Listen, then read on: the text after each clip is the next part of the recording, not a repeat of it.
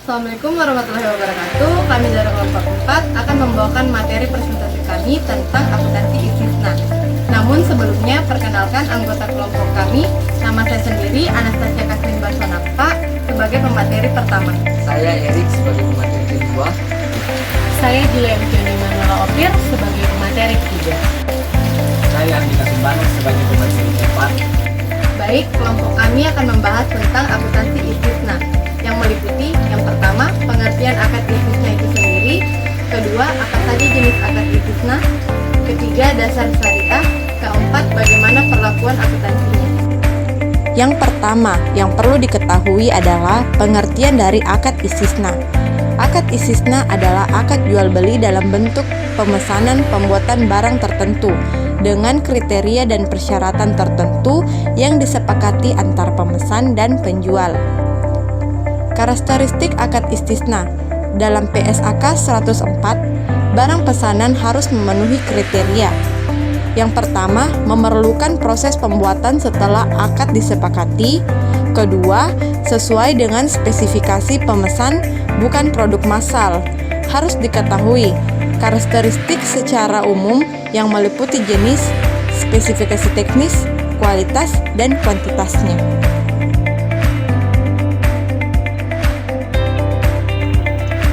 Yang berikutnya adalah jenis akad istisna.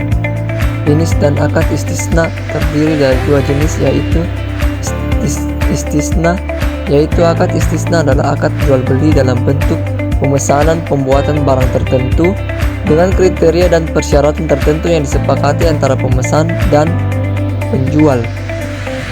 Yang kedua yaitu istisna paralel, yaitu suatu bentuk akad istisna antara penjual dan pemesan, di mana untuk memenuhi kewajibannya kepada pemesan, penjual melakukan akad istisna dengan pihak lain yang dapat memenuhi aset yang dipesan oleh pemesan.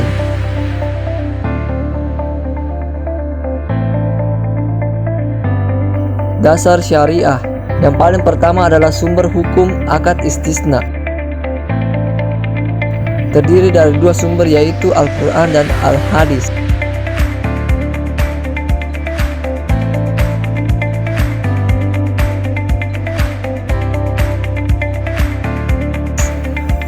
Satu, Al-Quran. Hai orang-orang beriman, apabila kamu bermuamalah tidak secara tunai untuk waktu yang ditentukan, hendaklah kamu menuliskannya. Yang kedua, Al-Hadis. Amir bin Auf berkata, perdamaian dapat dilakukan di antara kaum muslim kecuali perdamaian yang mengharamkan yang halal dan menghalalkan yang haram, dan kaum muslimin terikat dengan syarat-syarat mereka kecuali syarat yang mengharamkan yang halal dan menghalalkan yang haram. Abu Sa'id Al-Khudri berkata, tidak boleh membahayakan diri sendiri maupun orang lain.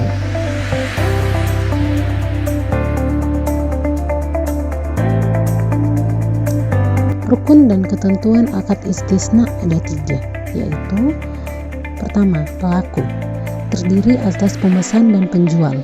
Pelaku harus cakap, hukum, dan balik. 2. Objek akad, yaitu berupa barang yang diserahkan dan modal istisna yang berbentuk harga. 3. Ijab kabul, yaitu pertanyaan dan ekspresi saling ridha atau rela di antara pihak-pihak pelaku akad yang dilakukan secara verbal, tertulis, melalui korespondensi, atau menggunakan cara-cara komunikasi modern.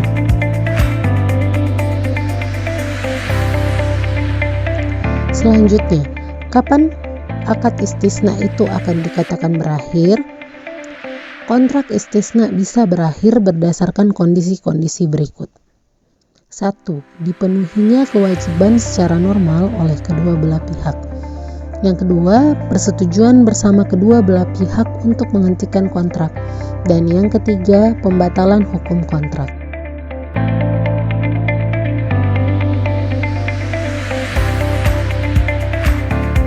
Selanjutnya, bagaimana perlakuan akuntansi dari akad istisna?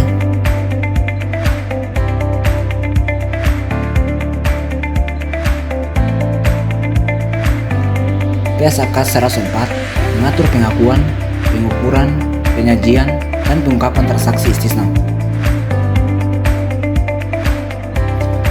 Pernyataan ini diterapkan untuk lembaga keuangan syariah dan koperasi syariah yang melakukan transaksi istisna, baik sebagai penjual maupun pembeli.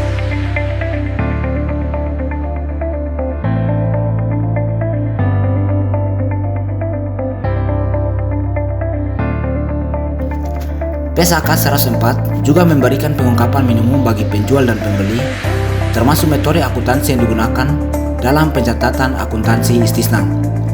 Selain mengatur transaksi istisna, PSAK 104 juga dengan jelas mengatur ketentuan tentang akuntansi transaksi istisna paralel.